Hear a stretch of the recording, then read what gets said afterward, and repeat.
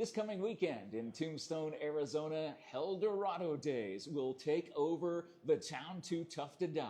There will be so many different events going on, but there's one in particular that we want to talk to you about on this episode of Checking In with Jeff Davenport, brought to you by the Morse Automotive Group. Sierra Vista, Tombstone, and all of Cochise County is backed by Morse. Well, howdy, Pilgrim. Here's what we're going to do. We're going to interview this guy right here. He has an uncanny resemblance to a famous movie star, and there's a reason why that John T. Wayne is hanging out with us along with Indian Joe here today. And we are at the Hotel Tombstone on the corner of 6th and Allen Street. And this is where you'll be this coming Saturday from 10 a.m. to 4 p.m. to sign autographs, to talk about your book, and talk about this incredible life that you didn't even know that you had, which is kind of wild. So, first of all, how many times have you been to Tombstone before? Never. This is the first time. First of all, welcome. Can I welcome to Tombstone? And looking at this life that you've had, you're a very renowned published author of Western novels. Right. Before we get into how you learned your lineage, what was it about the Western way of life that just attracted you to being an author of that genre? Well, I was stationed overseas in Okinawa, Japan when I was in the Marines. And I didn't want to go out and get drunk every Saturday night with the rest of the guys. I had a family to raise. And so I sent money home to my family, making certain that they got their money. But that just didn't leave me a whole lot of money to go partying with, right? But I started reading Louis L'Amour books and Zane Grey, and I got hooked on Westerns, and the writing style of Louis L'Amour really took hold with me. So I ended up thinking, when I get out of the Marines, I might be able to write some books, and that's what I've done. I've been writing for 40 years, since 1985, after losing my daughter to cancer. I had to get my head screwed back on, and I just started writing my feelings down on paper. And once I got done with that, I thought, if I'm going to be writing this much, I might as well write a book. So I wrote my first book, which is called The Treasure del Diablo, and the rest is history. I've been writing about the orphans created by the Civil War ever since. And what is it about that particular time that spoke to you? Was it your time in the Marines that kind of opened up the gateway to thinking about previous generations and the battles that they faced? I think that was the life struggles of folks 150, 160 years ago trying to tame this country, and so much of that has been lost to our current generations that I just wanted to keep it alive. I wanted to get myself mentally in that state, and I met a lady in Florida when I lived in Florida that had a sale barn, and she had a lot of old books from the 1800s, and I ended up with an entire library from the 1800s when she passed away. So I've got an incredible library, and I like to focus on what was happening 150, 160 years ago, because that's our real history, how we came together as a country. And there's not enough coming together as a country right now. Yeah. And being able to find maybe the threads that they were able to use and have people in our day and age be able to relate it to us. Right.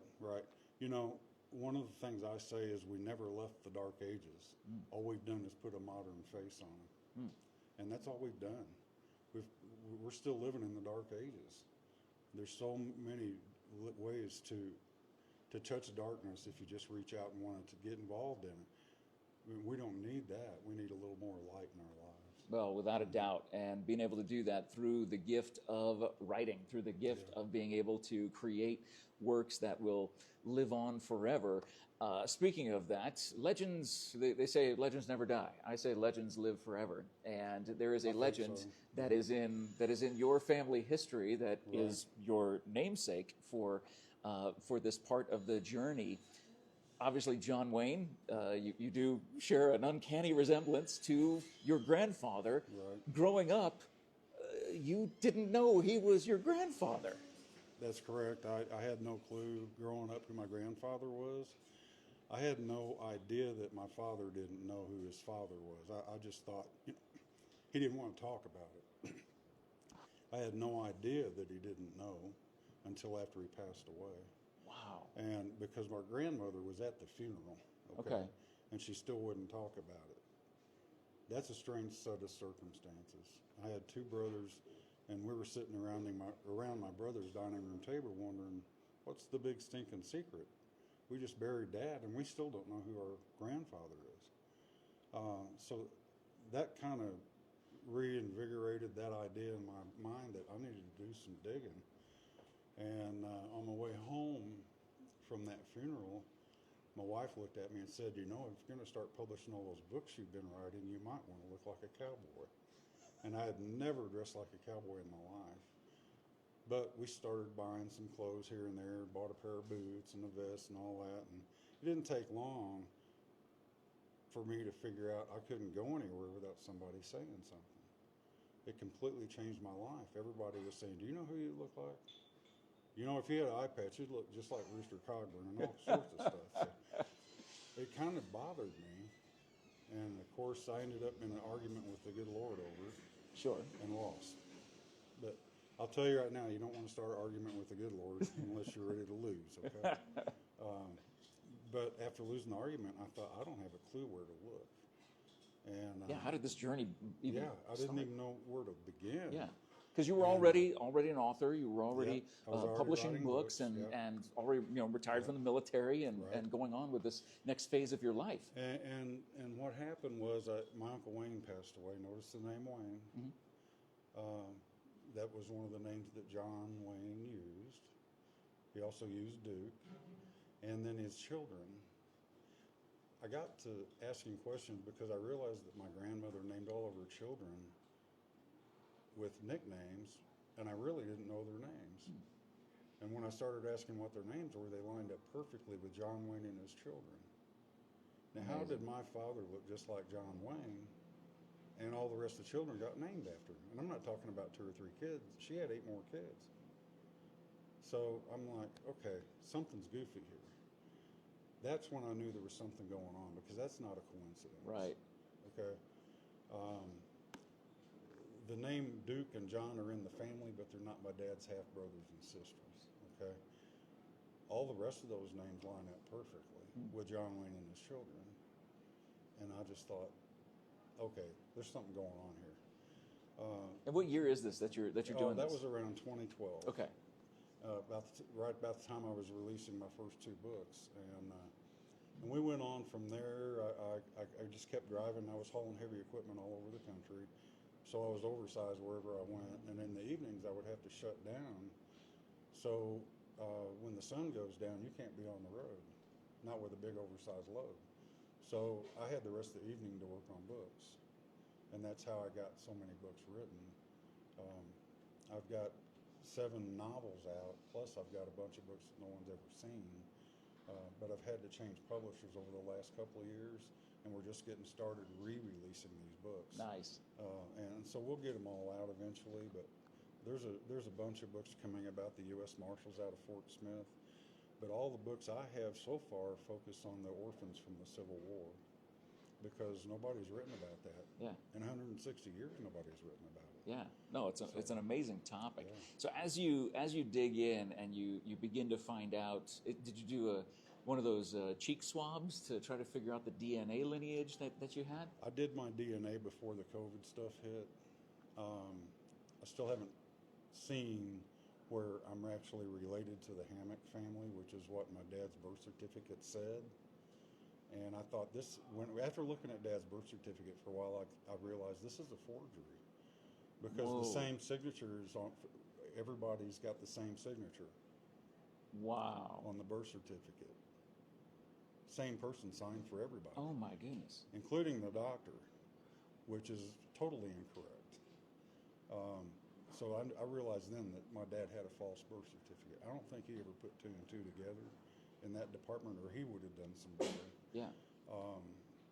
He just knew he had been lied to as a child when he was growing up, and he didn't want to deal with it. But anyway, with that, I had done my DNA, and right now we're doing DNA with the Hammock family to eliminate that possibility. We should have the results in a few more months, but the doctor who delivered all of my grandmother's children was John C. Morrison. If you know anything about John Wayne, his name was Marion Morrison. Yeah. It came to light that the doctor, who was a 32nd degree Mason and also the head of the Kentucky State Medical Association, threw a huge party for his daughter for graduating from Duke University in the spring of 1934. And my father was born exactly 9 months later. Well, it's not the first time John Wayne crashed a party. Okay? But I'm having to deal with all this. There's a lot of people going, oh, this is crazy. There's no way this is possible. I'm telling you, if I couldn't put it in this book if it's not the truth. Right. Because if it wasn't the truth, the John Wayne family would be tearing me apart right Exactly. now. Yeah. So this story's been out for about a dozen years now, and people still don't know about it. And I'm not trying to do I don't want to mess with John Wayne's legacy. I don't want anything from the family. I just want my books to do good. Yeah. You know, and they're all 4.5, 5-star books. I think I'm doing okay. Yeah. But I had to get a new publisher, and that kind of took a few years. Yeah. You know? Well, working through that, and again, this is the book that John is referring to, An American Heritage. John, I'll let you hold that right there to see. And you can get this autographed copy of An American Heritage during Helldorado Days weekend, especially right here at the Hotel Tombstone on Saturday, the 18th, 10 a.m. to 4 p.m., when you can meet John T. Wayne and Indian Joe. Now, when did you come across this gentleman here?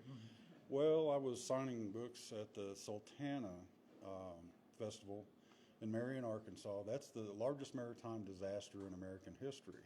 It happened on April 27th, 1865, at the end of the Civil War. Yeah. But it was buried on the back page because Lincoln had been assassinated, and all of the stories in the papers were about Lincoln. Wow. And while everybody was out searching for John Wilkes Booth, this story got buried. But more than 1,400 men died that night when the ship blew up on the Mississippi. And now there's a couple of different ways it could have happened. And one is that they say the boiler blew up because it wasn't repaired properly. But if you know anything about Captain Grimes' memoirs, which I have a copy of at home, that's what I wrote this book off of. Okay. It's called Captain Grimes Unreconstructed. He was Mark Twain's best friend in the Civil War. They joined the war together. But they were running with a young man named Bobby Loudon. Okay. And they learned how to blow up the troop ships, the Yankee troop ships. Nitroglycerin. Wow. And so Bobby Loudon confessed on his deathbed to blowing up the Sultana. And I don't know why he would do that if he didn't. Right. So there's 2 more parts to this book. This is just part 1, but it's a 3-part series that deals with Captain Grimes, Mark Twain, and Bobby Loudon in the middle of the Civil War. And, you know, it's going to be another 1.5 years, 2 years before all 3 of them are out together. Okay. Because we had to switch publishers. Well, that's all right. I mean, that's part of the... Yeah, it's just part of life. Yeah. You know, but that book really goes into actual history from the Civil War, and people just don't realize, you know, the North couldn't get a riverboat pilot without putting a gun to their head. Wow. All the riverboat pilots were secession. Okay. They believed in free enterprise, and they didn't want Uncle Sam telling them what to do. So they were all secession. But we're not taught this part of our history. Right. And that has nothing to do with the North and South. That's just the way they didn't want them interfering with their business. Yeah. They did not want the federal government interfering. Right back then, the rivers were our transportation. Right. It was the entire lifeblood. Yeah. There was no highways. There was no highway system that was set up. You could get on a riverboat and go anywhere. Yeah. So, and St. Louis was the westernmost port of the United States at the time. Gateway to the West. Yeah. Still is to this day. Of course, that's where I was born, St. Louis, Missouri. Wow. So I've learned a little bit about history over the years. Well, I'd say so. I mean, you know, you write what you know and from what you've learned. And again, this amazing life. And you can meet John T. Wayne and Indian Joe here at Hotel Tombstone, 6th and Allen Street during Helldorado Days this Saturday, the 18th, 10 a.m. to 4 p.m. Indian Joe, if I could have a second with you, man. It's good to see you. You too, buddy. How many times have you been to Tombstone, Arizona? Well, can't calculate. I've been out here quite a few times. I was going to say, I mean, a lot. I came out to a year or so ago, scouting out the time. I know a bunch of people here from Florida, Texas, Oklahoma. I am a national champion chuck wagon cook. To tell you, I've been out here multiple times, Yeah. So the main thing last year when I came out, me and John T had talked about coming out. Well, we're going to get out there. Well, last year I came out and started talking to everybody, meeting a lot of the old cowboys and setting things up. So we put it on the calendar. Okay, Helldorado Days, we're going. Yeah. So we finally made it here. And here it is. And here it is. The two of you Time's together. here. We're here. We're glad to be here. It's been a long travel week. So we made it. We're glad to be here. Because you're on, is it a book tour that you're on right now? Is this all part of a book tour? Or? No. Special trip. Oh, this is it. Okay, so this This trip is a was special trip. Now, give or take the last month, John T has been at a chuck wagon cooking in Cookeville, Tennessee. He was at a book signing in Watertown, Tennessee. We do gunfighting. I am a national champion chuck wagon cook. Yeah. Now you ask how we met. Well, you can picture the monsoon y'all had this week. I was out cooking, the rain come down, my wagon was soaked. God, are we going to be able to survive this? Well, at the time, John T had a young lady working with him, and she come out. She said, have you met John Wayne? I said, ma'am, you're pulling my leg. John Wayne passed away in 79. I said, I know that story. And she said, no, his grandson is inside the building here. I said, ma'am, the plates are on the house. Can I take John T his plate? I walk in and holy cow, have I got enough food on this plate for this man? I'm looking up at Andre the Giant. I mean, holy cow. Put your hands up there, John T. There you go, just like this. Here you go, right there. You look at the size of that man's hands. That's what I was, holy cow, this is a man. Well, we sat there and we talked just a minute, and John T says, we might be able to work together. We've been together ever since. Wow. And we just roll up and down the road. I'm not his producer or nothing like that. We're just close friends that I go out, find something. John T, do you think we'd be interested in doing this? Do you think we'd be interested in doing this? Well, we've been doing it now 10 years or so. Yeah. And we just have a great relationship, and we just go. Amazing. Well, we'll hand the mic back to John T here as we wrap up this episode of Checking In with Jeff Davenport. Again, all about Helldorado Days. You know, you couldn't have picked a better weekend for your very first time in Tombstone, Arizona, right. Mr. Wayne. This is going to be something absolutely awesome, and I know everybody's going to want to come and see you. And having books to sign and shaking hands, taking photos with everybody. And, of course, Indian Joe will be here, too, signing and doing all sorts of fun stuff over the course of this weekend. But, again, looking at 10 a.m. to 4 p.m. right here at Hotel Tombstone. This will be the place to be during Helldorado Days. Sir, knowing that, again, this lineage, this legacy, right before we recorded this, you were writing Western-style books before you even knew there was a relation there. And my question to you was, does that mean it's in your blood? It was a part of you already. It's a possibility. I don't know for sure. I know a lot of things are passed down through the blood.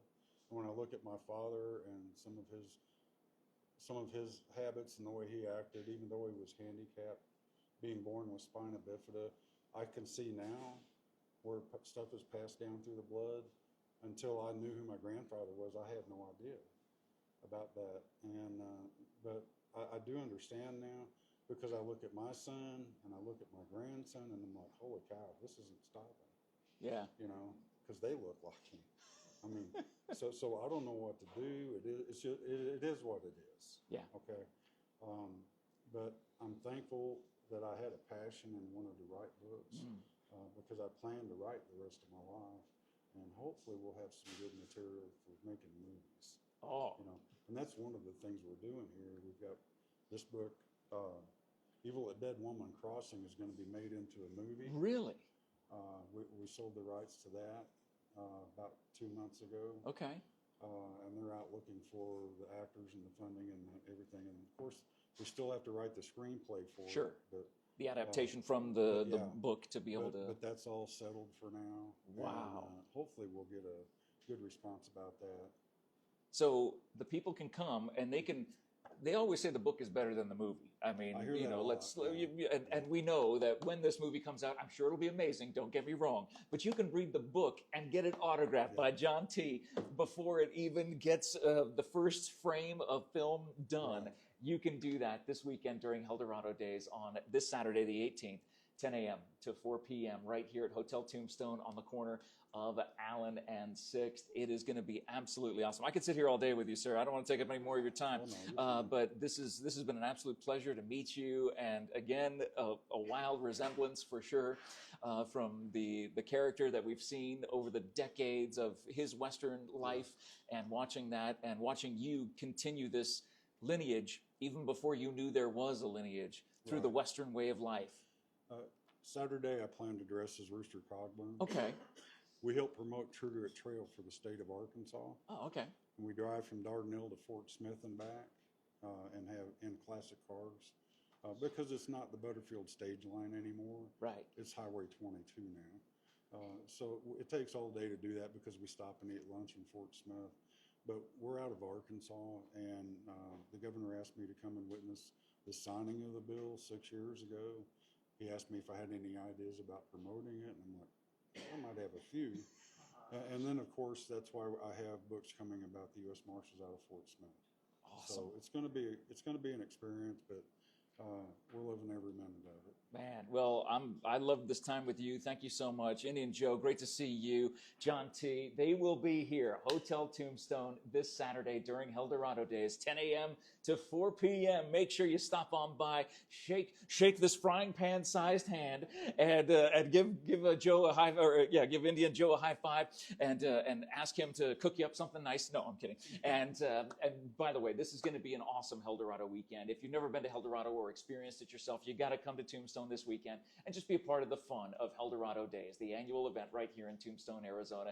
Thank you guys so much for letting us check in with you. It has been an absolute pleasure, absolute honor. And thank you for watching this episode of Checking In with Jeff Davenport, brought to you by the Ed Morse Automotive Group. Sierra Vista, Tombstone, and all of Cochise County is backed by Morse. Hitch up those wagons and come on down to Helldorado Days this weekend in Tombstone, Arizona. Stop on by, meet Indian Joe, meet John T., get autographed copies of his book, and just shake his hand and say thanks for coming and welcome him. Welcome. This is his first time in Tombstone. Welcome this man to Tombstone, for crying out loud. And have a great day, everybody. We will check in with you again later on. Absolutely awesome. Thank you so much for your time. Thank you. Just